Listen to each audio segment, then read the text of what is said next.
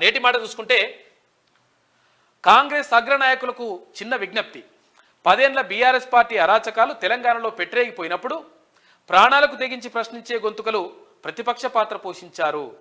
అవినీతి పాలనను ఎండగట్టి పాలకులు చేసిన దోపిడీని కండ్లకు కట్టినట్టు ప్రజలకు చూపెట్టారు. కాంగ్రెస్ పార్టీ అధికారంలోకి రావడానికి హస్తం పార్టీలో ఉన్న నాయకుల కన్నా యూట్యూబ్ ఛానళ్లలో ఉన్న వ్యక్తులే ఎక్కువ కష్టపడ్డారు. అలాంటి వ్యక్తులకు మీ పార్టీలో సముచిత స్థానం కల్పించండి. కొత్త నాయకత్వానికి అండగా అవకాశం ఇవ్వండి.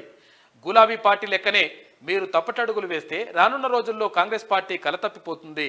మొన్నటి ఎన్నికల్లో మీ పార్టీ కోసం ప్రచారాలు చేసి ఓ నెల రోజులు కాళ్లకు చక్రాలు కట్టుకొని కాంగ్రెస్ పార్టీని అధికారంలో కూర్చోబెట్టారు. అలాంటి నికాసైన వ్యక్తులను చట్టసభలకు పంపించే బాధ్యతను మీ భుజాలపై వేసుకోండి. ముందొచ్చిన చెవుల కన్నా వెనుకొచ్చిన కొమ్ములే బలమైనవని తెలుసుకోండి అని చెప్పేసి పెద్దపల్లి రాజన్న ఒక విజ్ఞప్తి చేస్తూ ఉన్నాడు కాంగ్రెస్ అగ్రనాయకత్వానికి సంబంధించి.